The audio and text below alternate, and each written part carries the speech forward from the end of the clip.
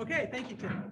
So some of you that were around October of 19, so just a year, almost a year and a half ago, we did a session at the Sedona High School where we had everybody practicing how to project waypoints and how to do a lot of GPS work for line searching.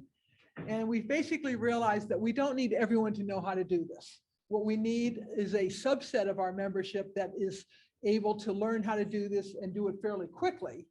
And so with that, what we have done is we are actually forming a GPS specialist group. And those of you that have been, those of you that are in it are aware of that already. And we'll be doing a couple of practice sessions. You would have just gotten an email late this afternoon on that. But so what we're going to focus on now will be for the entire membership is what we want everyone to be able to do on a line search. That's going to be our focus. And that didn't work. Okay. Not there, not there. I move it, get the mouse, and then do it. Okay, I'll keep the mouse in there. Yeah, okay. Trying to use Tim's laptop. Okay, so first off, and do I need to move this up to get this out of the way? Yeah, okay, I got it up far enough. Okay, so first of all, some of these slides are what we have gone over in the past. Different types of searches. So we are mostly familiar with what we call hasty searches. That's when we get the call, someone's lost on Bell Rock or some such place. It's a quick and efficient search by small teams of members that will want to travel quickly to the subject location by the best method possible, regardless of what the course is. We don't need to worry about coverage on a certain territory. We just need to try and get to the subject. That's our hasty search, what we do most of the time. What we've in the past always referred to as a grid search is we're now deciding to call it a line search as a more appropriate term, because we are going to be searching in a line across a field or across a wash or across whatever it is we're trying to cover an area on, a segment search, a line search, a grid search. And that's what we will be spending most of our time talking about. But this is a thorough and systematic search of an area. We don't have coordinates of where the subject is or we're looking for evidence, or we're looking for, unfortunately, a potential deceased subject who will not be responsive. So this is a more thorough search area. We're also looking for any tracks or clues that we might find along the way that would help us to understand if the subject, in fact, had been in this area and anything we can find there. This requires a lot more people than a hasty search. A hasty search, you go right to the coordinates and you find out if they're there. Now we're covering area. So we need a many more people and much more time to cover an area. And the key, I think everyone who's a member has been through the search tactics class. That's in the ASARCA book. Nearly everyone. Nearly everyone. A lot of this basics of this is covered during that session. And the one important aspect that you hear there, or the acronym, if you will, is probability of detection. What was the POD? That's always something that the deputies will ask us at the end of a search. So it requires more people and time to cover to have a good probability of detection in an area. That's when we're looking for either a person or something good sized. When we're looking for small evidence, a cell phone like we did on the Baton Landry search that many of you were involved in last April, or other small things, that requires even more time and more resources, because you will be searching almost shoulder to shoulder. So to cover a large area will take even longer. And just a statistic I came across a year and a half ago when I was first putting this together was just kind of interesting. A trained line search team requires about 3.5 hours to cover 1 linear mile. That's a pretty slow rate. You think, oh, we walk 3.5 miles an hour. No, this is 1 mile in 3.5 hours. Okay, and that's translates to approximately 924, I'll say, person hours to cover 1 square mile with 20-foot spacing between the searchers. It's a huge effort. And we've all been, many of us have been involved in some of these multi-day searches for evidence or for people. And so I think you've all experienced parts of this. And the other comment to always keep in mind is that if you go too fast, your POD, your probability of detection, goes down. So it is a very tedious search. It's very difficult to rein people in and to keep them going slowly, but it's something we need to do. Okay, terminology for grid searching or line searching. We often called it a segment search in the past. A segment is an area that has been bounded maybe by roads, by fences, by natural barriers, a wash, cliff face, whatever it is that the people that in IC or Incident Command use to determine the areas that they want us to search. They will break them into segments, okay? And they'll number the segments, and we'll be assigned certain segments. There's kind of a basic term here. Another basic term is the baseline. That's where we line up in order to start our search. We all will, and we'll talk critical separation here also. We all line up along the baseline to separate from each other to then begin searching in the line of travel, which is also called the search line. So baseline, line of travel, and separation are all terminology that you need to become familiar with.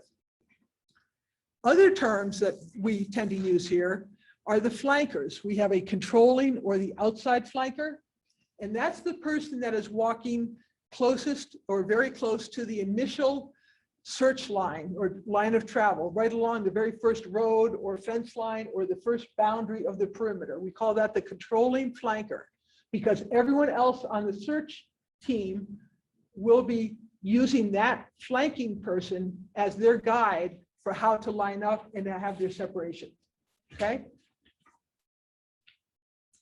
That person typically does minimal wandering because they need to really focus on having a good solid perimeter, if you will, for the search at that point. The searchers are all the people that are, I'll say to the left, if the controlling flanker was on the right of this particular search, then all the ones to the left, until we get to the last person, they're all just the searchers, a whole bunch. It could be 2, 3, 4, 10, 12, however many it is. And then the final person is what we would call the inside flanker. They're inside the segment. You know, we haven't reached the other side of the segment yet. So they are the inside flanker, and they will be also very critical in controlling the search line in order to help us on the next pass when we turn around and start coming back to cover more of the area. And we'll talk more about the details on that one. But they are typically responsible for in the past for flagging as we go along, or using our GPS technology that our specialists will be working on, setting up a personal go-to line, course line, if you will, and following that, and then following it on the way back, okay?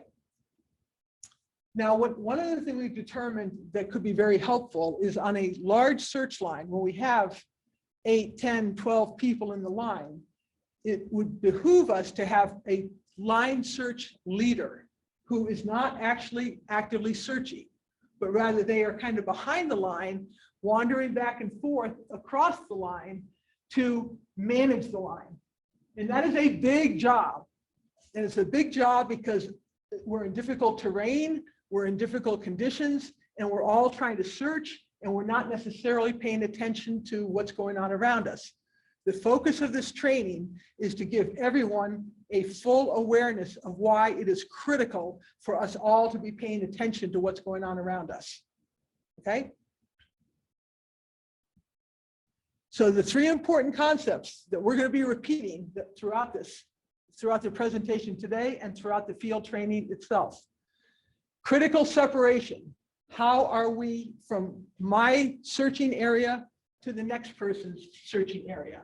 How far apart are we? That depends upon what we're searching for, and that will be decided at the search. Line alignment. That means, are we all moving forward together, or are some people ahead and maybe some people further behind? And what are the implications of that when that happens? Our goal is to try and search the area as completely as possible. To the extent that we don't follow line alignment, we end up with gaps. And if the gaps are big enough, it's kind of an embarrassment when the deputy says, you know, we got to send another team in. You didn't cover this area. We don't want that to happen. If you're real close to each other, it's not likely going to happen. Reality is we're in areas that are a little bit more difficult than that, and we can't even see each other all the time. So it's challenging. There's no doubt about it. So we are going to focus on all of our training really on these concepts and how do we manage it. And then the third part of the important thing is the roles themselves. The flanker roles, which are critical controlling managers, if you will, of the boundaries of what we're trying to search in any given pass. When we're moving up this way, we're moving back this way. The searches themselves and what their roles and responsibilities are, and what the line leader can be doing for us. We're going to be trying to cover this over and over again. Okay.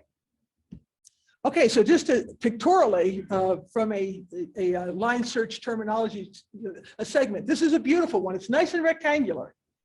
Never happens, right? Although I will say Clear Creek Cemetery, it was pretty rectangular. However, it wasn't when you were in there. But anyway, so a nice, this is a nice simple example. In this case, the big rectangle is the segment that we were assigned, let's say. And I've marked the 4 corners, waypoint 1 on the bottom right, waypoint 2 on the top right, waypoint 3, and waypoint 4. Those would be the waypoints of the boundaries of the corners, if you will, of the search area. Okay. Now, each searcher, if you look down the bottom, we're looking at the main part here. This would be what I would call the first pass. We've got the first searcher, S1 on the right, this guy right over here.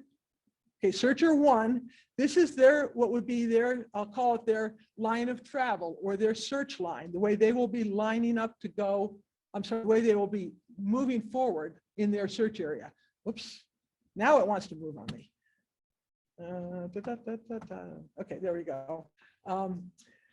Notice, however, that in this example, let's just say that we decide that 40 feet is our separation, we need about a 40-foot separation.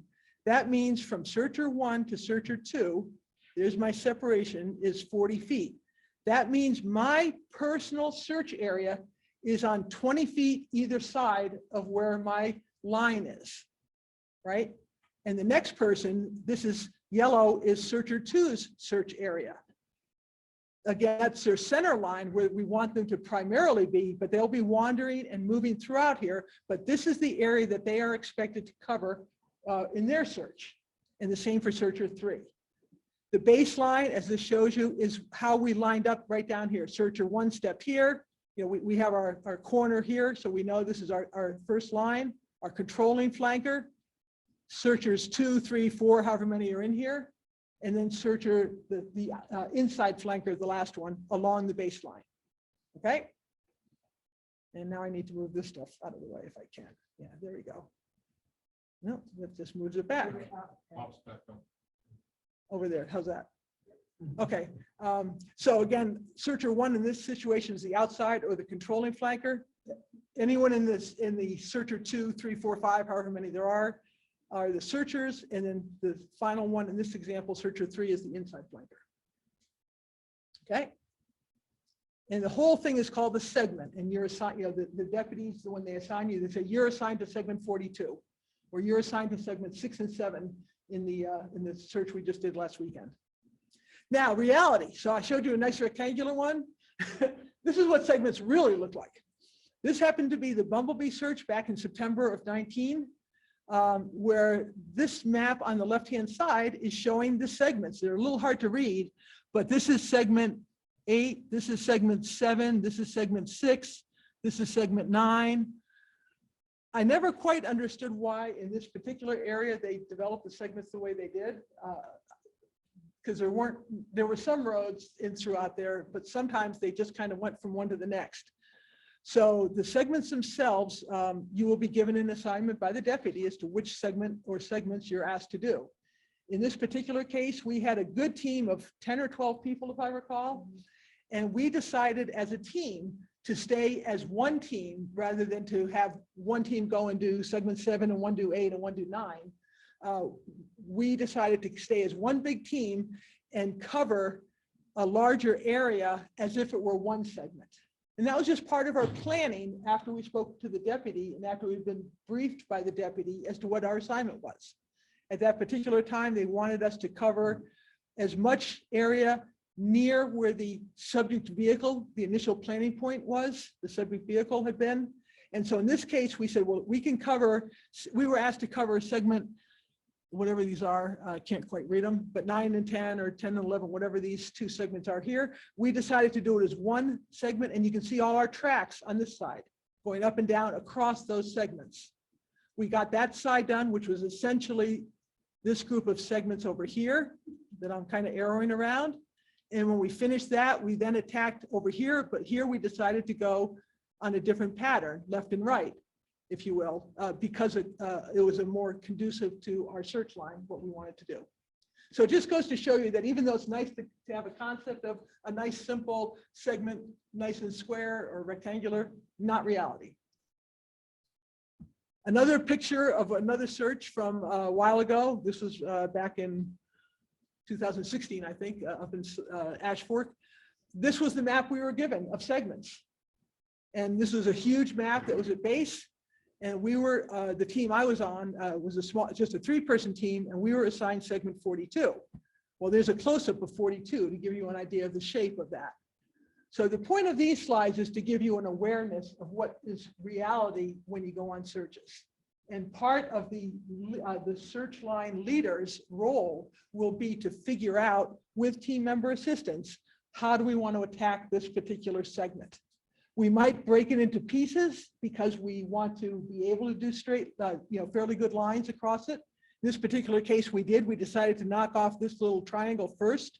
So we kind of did a mini segment section down here ourselves. Then we knew we'd have a much better large rectangular area that we could use for the main search.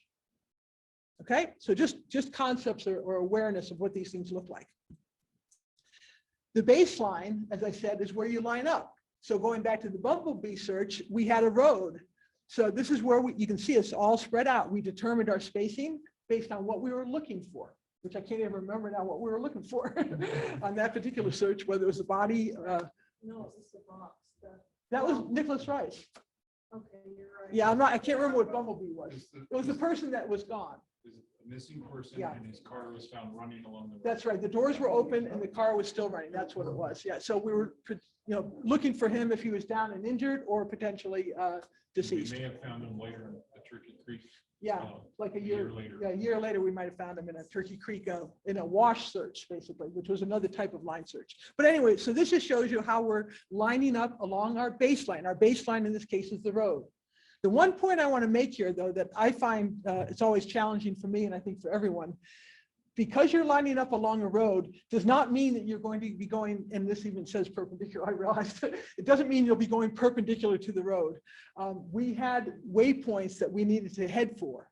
It's for corners, and it can be very mind disturbing, if you will, to think I'm on a road, so I want to go this, I'm lined up here, so I should be going this way. No, you need to be going this way. So we need to really pay attention to what our direction of travel is based upon our controlling flanker. That controlling flanker, that first person that is going along that very first set of, from this corner to this corner over here, they get a bearing off of their GPS. They know that bearing. Everybody needs to be aware of that bearing. And even though we line up along a fence line or a road or a wash, you then need to orient yourself using your land navigation skills that we all just learned again last month, using those land navigation skills to maintain your bearings as to where you need to go. Okay. So just talking about search techniques in general, I've been with the unit, gosh, I think 9 years now. Going on 9 years or starting my, I can't, right around 9 to 10. But anyway, for many years when I first started, all we did was what I refer to as the flagging method. That meant that the controlling flanker was on that first line, which had a road or a fence or some markation on it. And the inside flanker would actually leave flagging tape very frequently along that edge, that inside flank, which would then be used when we pivoted to come back down. They would use their own flagging tape to come back down along that same line. And the new inside flanker would now flag the next end side of it, etc. That caused that flanker to not be able to really search. They were always searching for where can I tie a flag that I'll see on my way back. And they're busy tying that. So we effectively lost a searcher to do that. And it was also difficult in the terrain. You didn't always have good places to put the flagging. Typically, it was Frank because he was so tall, he could get it up high. We've lost Frank now. What are we going to do? But anyway, that method was used fairly regularly in the past.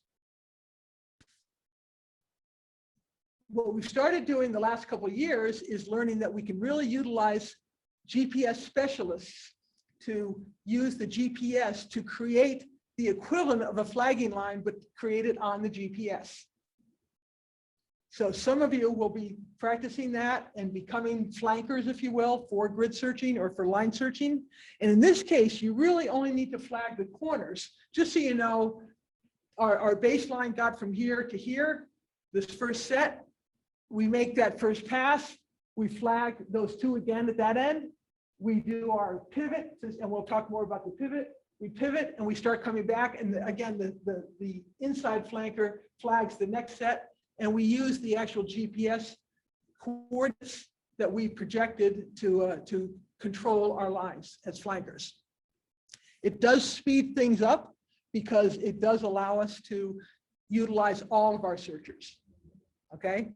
And it also, if we do it right, it's also a much better way to maintain complete coverage of the search area to make sure we don't have gaps, that we are using our courses, if you will, our bearings to stay on the proper alignment. Okay. Okay, so going back to the what I just said here a second ago, line alignment. What is line alignment? That means when we're lined up on the baseline and we're all going to start moving forward, are we in line, in alignment with each other? Or are some people ahead or some people behind? And even though everyone thinks, I'm just doing my search, it doesn't really matter, it matters. So it's up to us as the controlling flankers or as the line leader to maintain with everybody the fact that they have to stay in alignment. It may mean you have to slow down or you have to speed up a little bit, okay? What happens if you get ahead or behind? And we'll show some pictures of this in a minute here. Okay, if you think about it, Tim and I, let's say we're 40 feet apart. Well, Tim gets way ahead of me. I lose reference to him. I suddenly realize there's no one searching over here. I might have to go a lot further over. I might think I have to cover this. And conversely, Tim ahead of me quite a bit has nobody to his left or right to guide him to say, what is my search area?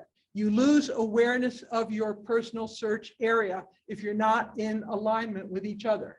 It is critical. And we have proof of searches where we have gotten out of alignment and we have gaps. And we have had deputies say, we're going to have to send someone else in to go look at that. We don't want that to happen, okay? So this is critical that we monitor our separation and that we stay in line with each other. Now, easier said than done. Thick brush washes all sorts of crap in our way. You can't always see the person next to you. So it's not going to be that easy all the time.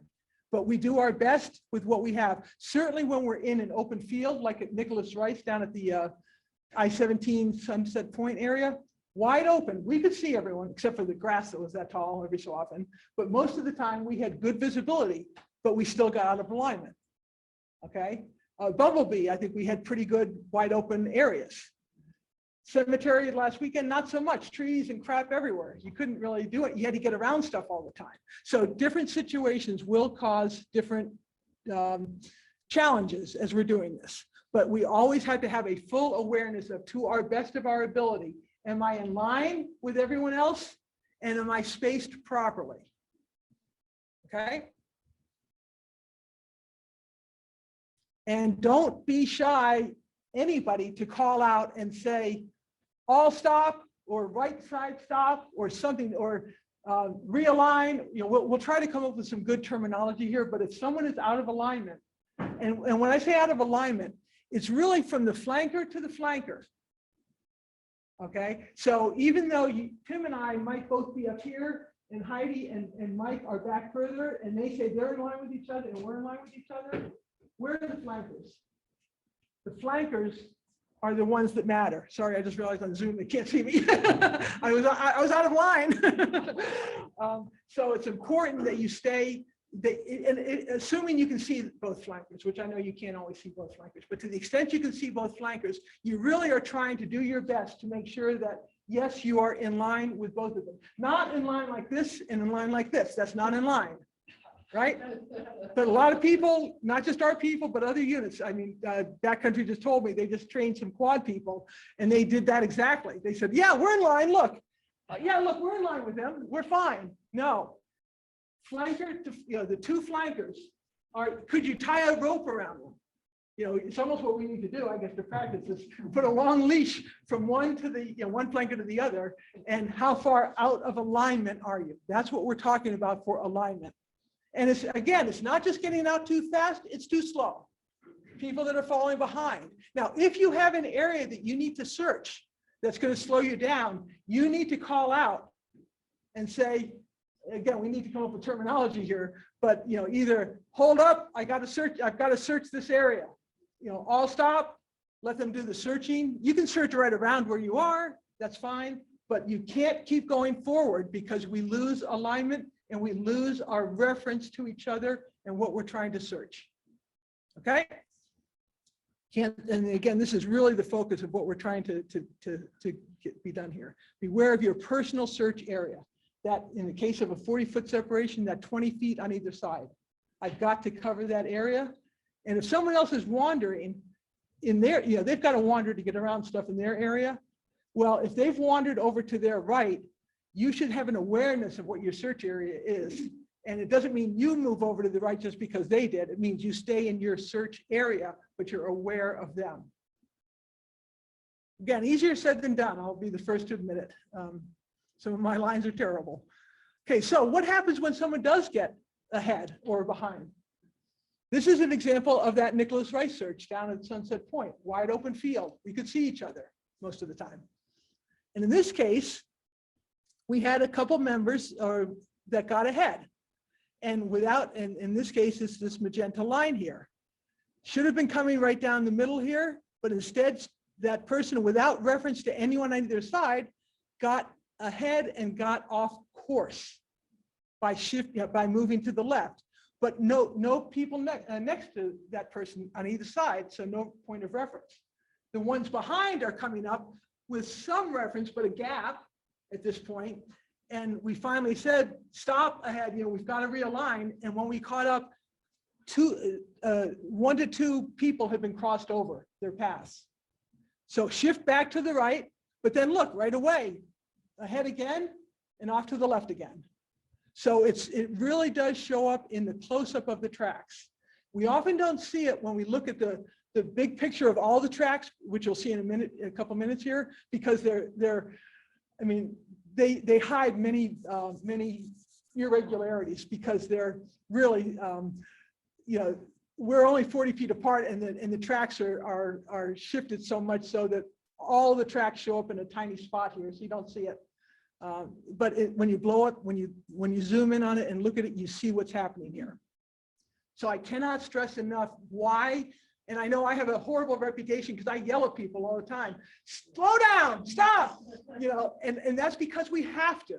And I don't want to be the only one doing that, but I'm hoping the line leader and everyone else's awareness. Keep in mind, when you are searching, you should not just be searching by looking down at the ground left and right. You need to be looking around anyway, because keep in mind, the subject could be right out there and you're not looking up. You need to be looking behind you because often the sun reflects it differently or it looks different from when you look backwards.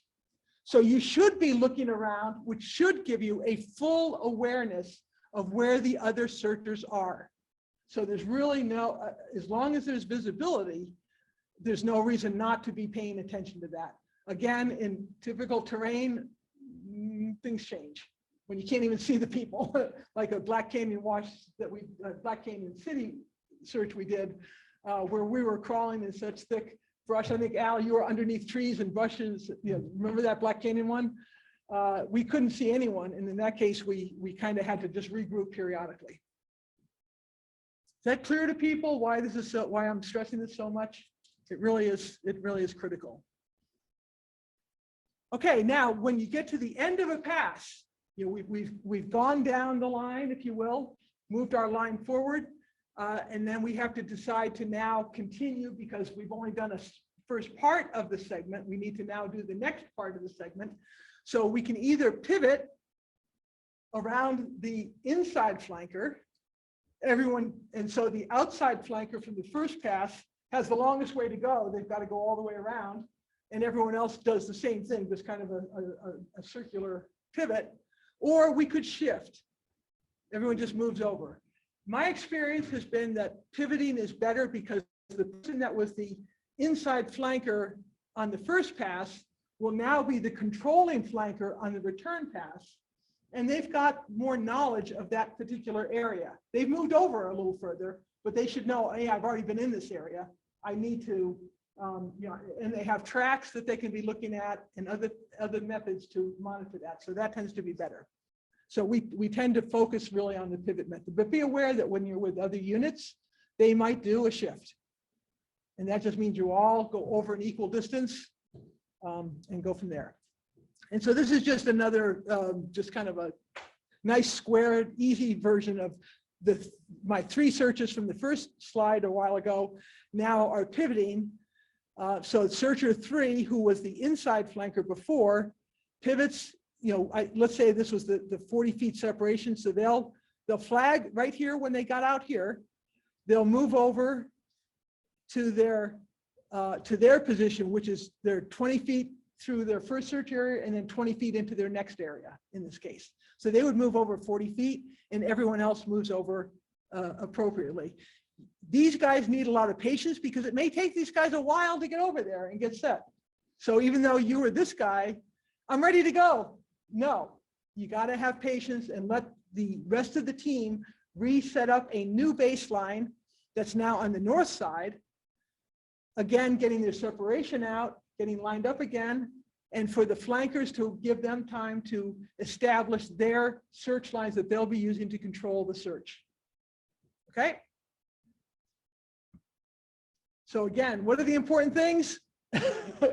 Critical separation, line alignment, and that's hard to say, line alignment. I need some water for that. And the different roles, the flanking roles that are really the controllers, and the searchers that are really doing the job but maintaining the separation and the alignment. And then hopefully, if we have enough people, that line lead that can really be monitoring it and managing the line. Okay, so when we're not that careful, this is that same slide from before, but for a different reason. This was the one we talked about where someone got ahead and had to get pushed back and then got ahead again. Well, what about if we're not, you know, other searchers just are not paying that much attention to their separation? So look down in this area. So this gray line here and these 2 lines, these guys were way too close, practically on top of each other. I'm not even sure if it should be yellow or green here, but one of them should have been in the middle. But they ended up being right on top of the other ones and not being in their search line because they were not maintaining their separation or their direction as they were going down there. So that just shows another gap. Now, if you can really see it all, not a big deal, but in some cases it is much more important. So again, that awareness. These lines look really good. Look at these 4, right? They're doing a little bit of wandering. You have to get around stuff, but basically they're all keeping about the same separation throughout this portion of the search. And over here, they're looking really good too. But we have a few spots that are you know, problems. We could miss stuff in there. So what's our probability of detection? It's gone down. This is that when I mentioned before that when you back out to a zoomed out level, it looks a lot better. So this is that same area, but see, it doesn't look so bad now, right? It looks like, wow, those are great search lines. Except for this little gap in the middle. What happened in here? We pivoted and we were not careful enough when we projected our bearing on the following course back, or we didn't follow it and we left a gap between, you know, we went, I think on this particular search, we had come, I wish I could say that, but this is one. It wasn't, Tori said it was a wash, and it could be. And if that's the case, then there will be a gap, and that's understandable. In this case, it was not. In this case, it was just a little carelessness on our part in how we were managing our flanks, in this case, to come back up and down the area. That was all solid grass.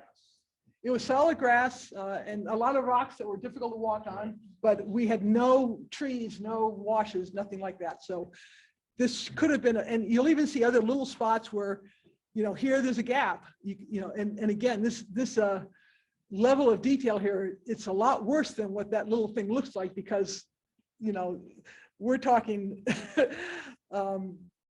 you know, you look at that previous slide where they're a lot spread out more, because they really are. This is really zoomed to it, like 300 feet, you know, between each line or something is hiding all those blemishes. And in this particular case, I do remember this was a 2-day search, and there was some concern by the deputy that they might have to send a team in to cover that area, because this is the one we were looking for, the safe and some other things that would have been in the grasses. I think in the end they didn't do that, but it was a concern. And so just something that we need to, you know, the reason we want to stress this is because this is so critical. Our goal is to really do the best coverage we can under the circumstances, and to the extent that it's under our control as to how well we stay in a line and how well we stay separated. That's the key. Okay, so one of the concepts I just wanted to touch upon, which is why we might have gotten off on that last one where we got off of our course, if you will. People are familiar with their go-to on their GPSs, right? Do a go-to. That's what we do to go to a hasty search. We put in coordinates and we find however we want to get there. Okay, that's our go-to. And on your Garmin, it will draw a magenta line from where you are to where you need to go, to the waypoint. As you move to the left or right or anywhere you go around, that go-to line shifts with you, and it always points you back to where you need to go. That's great on a hasty search. I had to get around here, but how do I get quickly back to my subject? Go over that way, great.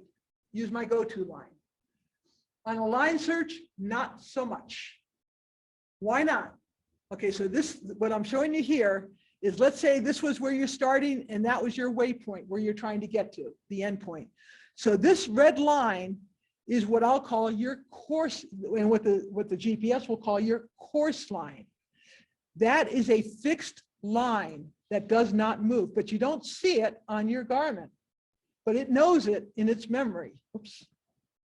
I got it back up there. Use this one. Yeah, okay. So the GPS has a knowledge, if you will, of my course line is from this, where I started to do it, from wherever I was when I did a go-to where I need to go to. That's my course line. As you wander, so you've gone over here, this blue line is where you're walking. You've gotten off course, if you will. You're not on that course anymore. You suddenly stop and you realize, oh, you know, maybe you're looking at something. Wherever you stop, you'll notice the magenta line, which is your go-to line, is now going to still direct you to that endpoint. But if you're on a line search and you're doing this, you're only searching over here. Your personal search area was some number of feet. I'll say, again, I'll use the 40-foot separation. So 20 feet on either side of this red line is your personal search area. You have just created a gap because you haven't searched anything over here at all. Okay, and more importantly, if you're just using the bearing on your computer, on your compass, which we want everyone to be aware of, what is the bearing of where I need to go to, right? On this line search, land navigation. Let's say when you're down here, our controlling flanker said it's a bearing of 30 degrees. Great, everyone has their compass. Only a few people are using the GPS. Everyone else is using their compass probably. On the compass, they say, great, I'm going to watch 30 degrees, but they had to wander around stuff, get around to wash, whatever. And they got out here. They said, oh, I need 30 degrees. Well, what happens if they do 30 degrees from here? They're going to end up here. They're going to completely miss the search area. So the compass bearing in and of itself will not keep you in your search line if you have gotten out of line. That's what our GPS specialist will work on. on a setting that will allow them to have an off-course setting that tells them your course line is off 40 feet to the right. You need to get back online. And that's when we might tell everyone to shift. We need to get you back there. Okay. Again, we're not going to try and have everyone learn how to do that. We're just going to have everyone be aware of the difference in the bearing that they need to take versus where they've wandered to, and you can't just use that bearing. That's why you need to depend upon your controlling flankers to keep that line where it should be. Any questions on that part? Again, it's the difference between a course and a go-to, if you will. The go-to line always moves based on where you are, but the course is set from the starting point to the ending point. Okay, I think we're nearing the end here. Good thing, right? So this is just a good example of a wash search. When you're on in a wash, you're not going to be using bearings and stuff like that. You're going to be using the wash. And this was a Black Canyon wash from 2019. I think this was, well, whoever, I think Dave McCoy and I think it was Terry, but we were in this wash and we actually had multiple, Black Canyon, this is Cottonwood, we have multiple washes there. So we each said, well, you take the right wash, I took the center wash, and Terry took the left wash. And sometimes we couldn't even see each other. We used vocal, checking to see where are you, to get a sense of, are we still kind of in line with each other? But our goal was not to be in a line as much as it was to cover the wash. And we had to use purposeful wandering within the wash to cover the wash areas. And the areas where the yellow line matches up there, I called over to check out some evidence and then get back to the search line, get back to the middle and keep going. So just a good example of that. And this is another example that was July of 2019 out at, I think it was Cave Creek area. My first experience of being told by the deputy when we got there, okay, I need you to search 300 yards out from where the vehicle went off the road in all directions. It's like, oh, so that's not exactly a segment. It's like 300 in all degrees. And luckily Backcountry was there and they knew right what to do. But right away, I was like, how do we do this? So this is just a good example of that. It's a circular search, if you will. So here's the vehicle in the middle, and we lined up, let's say down to the south side, the bottom side, we lined up and we all did an arch, a semicircle with separation. And in this case, flagging was critical. GPS ain't going to help you at all here. Okay, so the outside, in this case, the inside flanker had almost no searching to do. They just did a little tiny arch there. And the further out you went, the more you had to search. So the line even had to move at different speeds. And they had to flag that. When we got back to the road across from that, we continued lining out again and we came back the other direction. Did the same thing the other direction until we thought we'd been out 300 yards. Took a break. We were all exhausted. And then we started this side and we said, holy crap, we can't even get through here. Xander pulled out his chainsaw. No joke. No joke. We were having lunch and he gets his chainsaw out and he goes, well, we can go do it if you need us to. And the deputy said, no, guys, I think you're good. So we actually didn't do much searching because we tried. We started and it was like, no can do. But honest to God, Xander had a chainsaw with him. Those of you who know Xander aren't surprised. He's backcountry. No, he had in his car, but he pulled it out and was going to just hook it on his belt along with his iPad and all the other stuff he has. So those of you that don't know Xander, you will. He's a great backcountry guy. He's incredibly knowledgeable, young guy. But again, just another example of a type of search. So not all searches are what we're focusing on with this training tonight and what we'll be doing on the 27th. But be aware that there are other situations. The concept still works, separation, maintaining your line as best you can. So just a few other considerations. When you are searching in washes, you don't have perimeter waypoints. You're going to follow the wash, not a specific bearing. You'll search in the wash as well as far up either side as you can, as is feasible. If you're going upstream, absolutely make sure you look back. Think of Tonto Creek when we were there last December, where we did a lot of searching in there. If you were going upstream, you had to spend all your time looking behind you because if anything had been coming downstream, it would have gotten caught on the upstream side. That's where you needed to look. And that's true of any search. You always need to look behind you, look up. In washes especially, look up. the water could have been very high at the time. A lot of crap, and Tonto Creek was again a perfect example of that. There was crap 15, 20 feet up in the trees.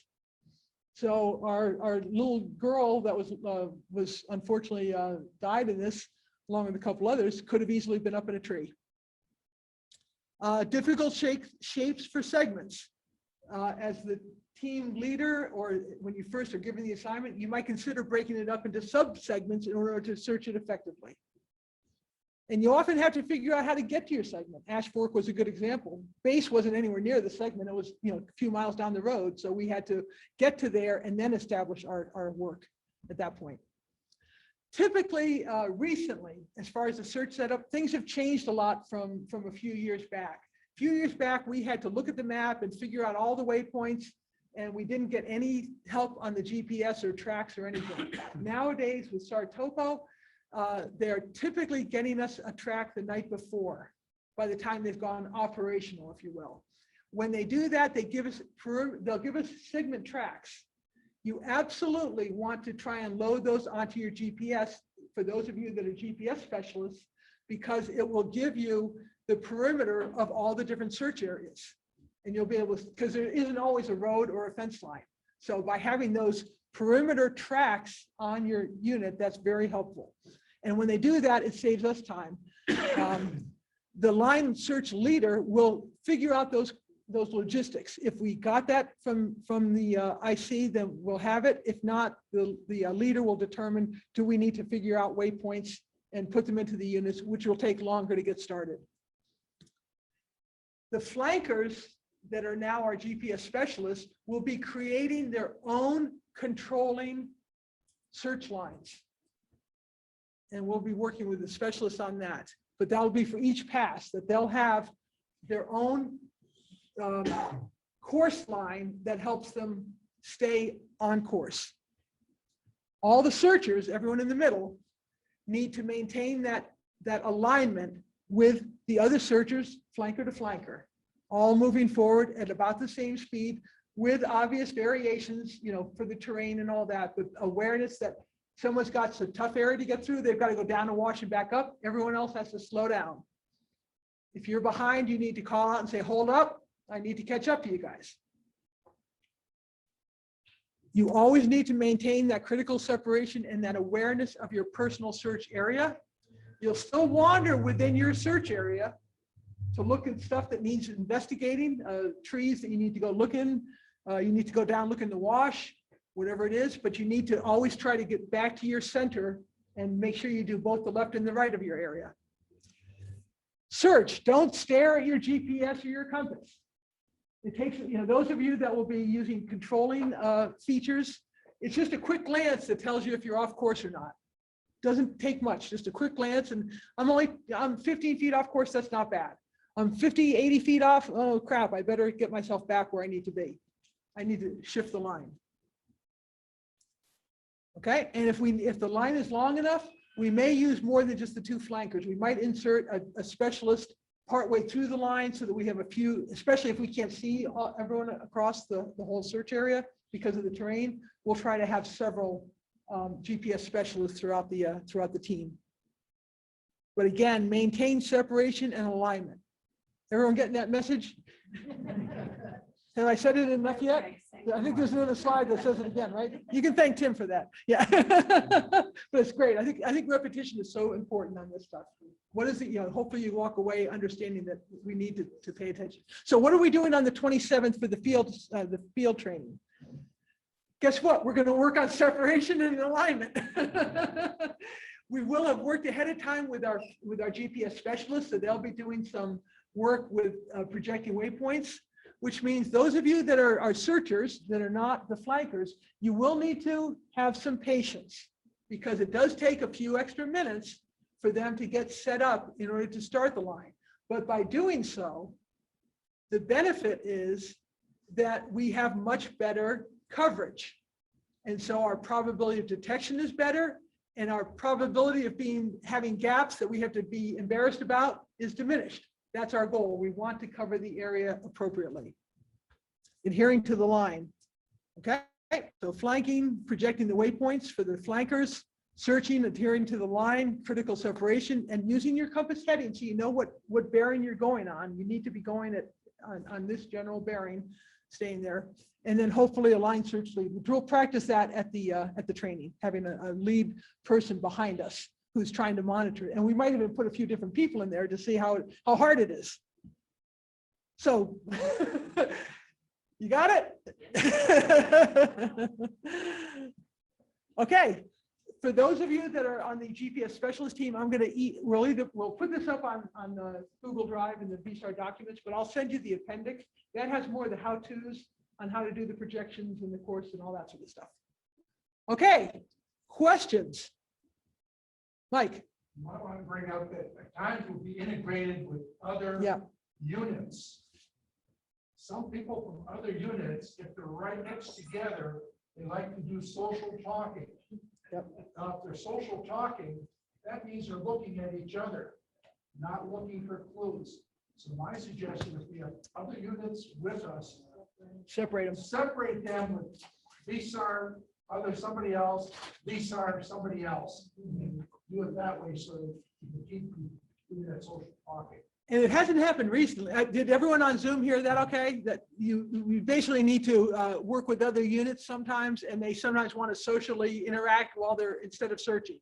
So we need to separate them out, put VSAR people between each one. That could also happen with civilian searchers. Yes. We haven't had too many cases of that, but we have been warned or told in the past that we may have just regular civilians integrated into our group. That would be another case where we need to separate them out and put qualified searchers in between. Any other questions? Anyone from on the Zoom that have any questions, or you guys all fall asleep a while ago? Okay, Tim, back to you. Okay, great. Okay. Thank you, Peg.